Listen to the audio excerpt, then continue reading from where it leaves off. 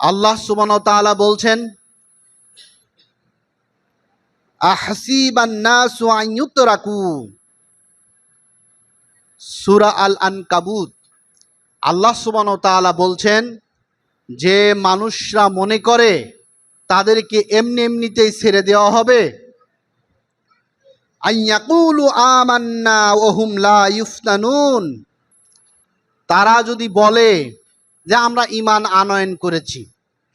এই যে ঈমান আনয়ন করলো, আল্লাহকে বিশ্বাস করলো, নবীকে বিশ্বাস করলো, আখিরাতকে বিশ্বাস করলো, জান্নাত জাহান্নামকে বিশ্বাস করলো, এই বিশ্বাস করার পরেই তাদেরকে সব বিষয়ে মুক্তি দেওয়া হবে, তাদেরকে ছেড়ে দেওয়া হবে, তাদের জান্নাতের ফয়সালা দেওয়া হবে, এমনটা ধারণা যেন কেউ না করে। অহুম লা ইফতানুন, তাদের কি পরীক্ষা করা হবে না?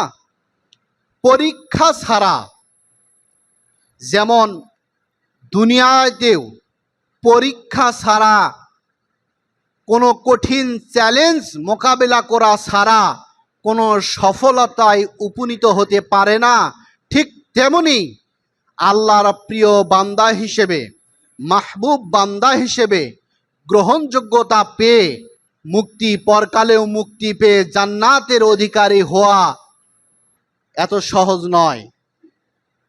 তো একজন প্রিয় বান্দা হতে হলে, খাঁটি মুমিন হতে হলে, তাকে অবশ্যই আল্লাহ সুবহানাহু ওয়া তাআলার মনোনীত হওয়ার জন্য কিছু পরীক্ষার সম্মুখীন হতে হবে।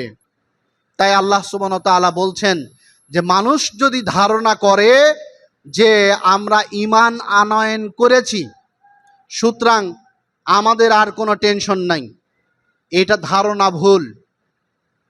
একজন মানুষ যখন স্বাভাবিক অবস্থায় থাকে, ইসলাম গ্রহণ করার আগ মুহূর্তে তার ওপর কোনো পরীক্ষার সম্মুখীন চ্যালেঞ্জ দেওয়া হয় নাই, বা তাকে কোনো বিধান তার উপর আরোপ করা হয় নাই। যখনই সে গ্রহণ করবে লা ইলাহা ইল্লাল্লাহ, যখনই এই বাক্যটা গ্রহণ করবে, সাথে সাথেই যত বিধান তার ওপর আরোপিত হবে এবং তার ওপর সকল পরীক্ষা তার ওপর আসতে থাকবে। পরীক্ষা ছাড়া আল্লাহ সুবহানাহু ওয়া তাআলা কোনো বান্দাকেই গ্রহণ করেন না, নিজের মাহবুব বান্দা হিসেবে গ্রহণ করেন না। তাই আল্লাহ সুবহানাহু ওয়া তাআলা বলছেন, ওয়ালা নাবলুয়ান্নাকুম বিশাইয়্যিম মিনাল খাউফি ওয়াল জু'i ওয়া নাকসিম মিনাল আমওয়ালি ওয়াল আনফুসি ওয়াস সামারা, আমি কি তাদের পরীক্ষা করব না? তাদের কি দ্বারা? ওয়ালা নাবলুয়ান্নাকুম বিশাইয়্যিম মিনাল খাউফ, আমি তাদের ভয় দ্বারা পরীক্ষা করব, তাদের বিপদ আপদ বালা মুসিবত দিয়ে, তাদের দুনিয়াতে ভয় দেখায়া তাদের পরীক্ষা করব। ওয়াজুই, তাদের ক্ষুধা দ্বারা পরীক্ষা করব। ওয়া নাকসিম মিনাল আমওয়াল, তাদের সম্পদের সংকট দিয়ে পরীক্ষা করব। ওয়াল আনফুসি, তাদের নিজেদের ওপর বিপদ দিয়েও পরীক্ষা করব।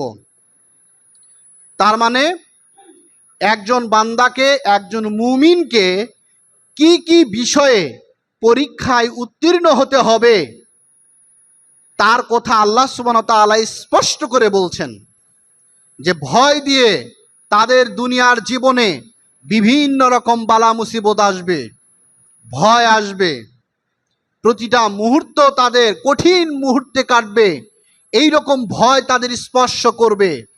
তাদের ক্ষুধা দেব, তাদের খাবারের সংকট তৈরি করে দেব, তাদের ফসলে সংকট দেব।